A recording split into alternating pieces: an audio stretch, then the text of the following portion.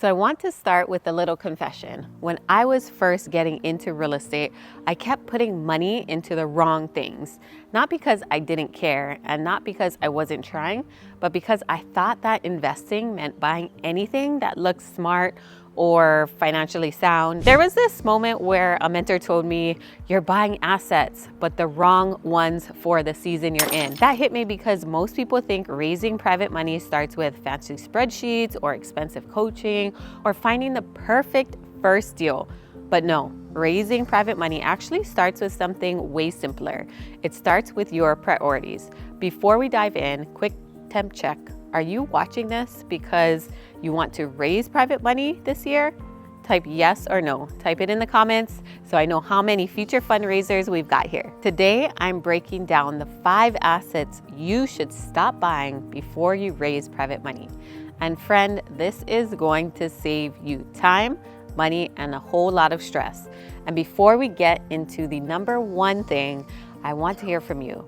What's one thing you've bought because you just thought it would help you grow, but it didn't move the needle? Be honest, we've all been there. Drop it in the comments so nobody feels alone. Asset number 1, stop buying courses you don't implement. This one is gonna sting a little bit, but I promise it's a loving sting. Stop buying courses that after the course when you haven't applied the last one. And the problem isn't that the information is bad, it's that the implementation creates confidence, and confidence creates conversations, and conversations create funding. If you're stacking courses like they're magically gonna make you ready, you're actually delaying your success. Private money investors don't care about how many courses you bought, they care about what you know and what you do with what you know. Quick temp check. Did you actually finish the last course you bought? Yes or no? Type it in the chat, let me know in the comments. If your answer is kinda or not really, pause everything else and go complete that course. That's what creates momentum. Asset number 2, stop buying tools and tech before you have consistency. We live in a world where there's a software for basically everything. CRMs, project management tools, marketing systems, data trackers, investing calculators, and they're all really tempting, but here's the truth. If you don't have consistency, tools won't save you. You don't need a CRM if you're not going to have 3 to 5 conversations a day. You don't need a fancy marketing platform if you aren't posting on social 3 to 5 times a week. You don't need automation if you haven't even built relationships manually first. If you relate to this, just type guilty in the comments so I know I'm not out here calling myself out alone. Beginner investors spend money on tools because it feels productive, like you're doing something. But raising private money is relationship driven, and relationships start with you showing up, not with software. Asset 3, stop buying investments that don't build your credibility.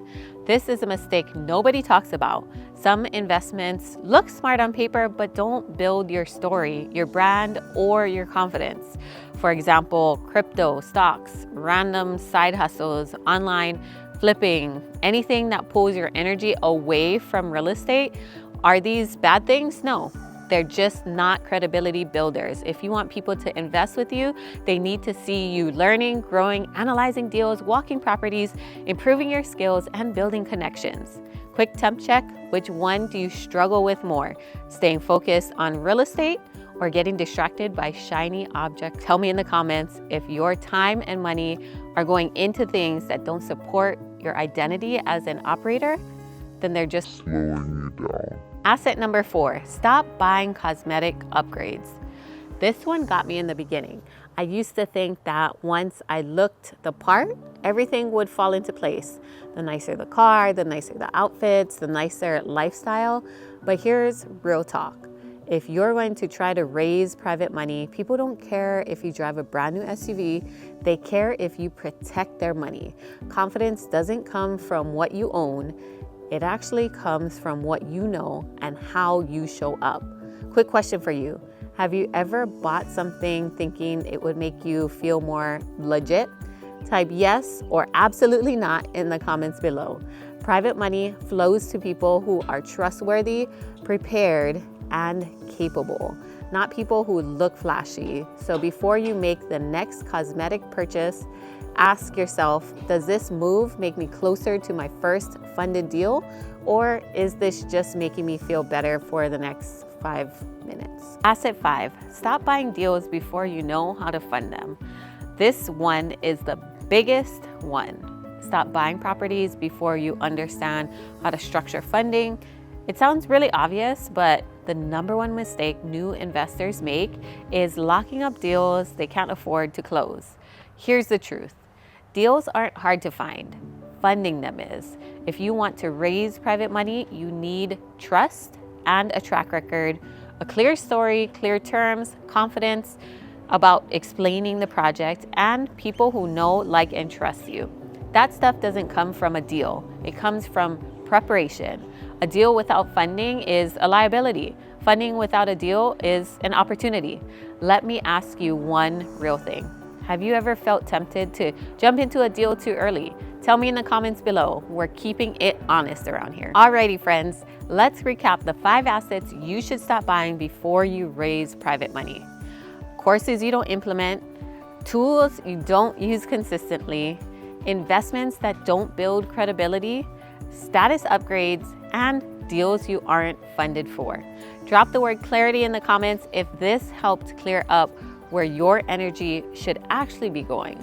If you shift your focus towards building your skills, your confidence, and your relationships, raising private money becomes so much easier because you'll be prepared, you'll be credible, and you'll be investable. If you want to learn how to use social media to attract leads, build trust, and create a private money pipeline, join my Raising Private Money Through Social Media course.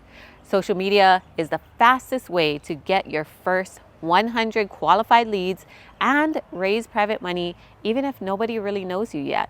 Comment SMA25 below and I'll send you the link directly. And if this video opened your eyes or maybe shifted your thinking, make sure you like and subscribe so you never miss a new training.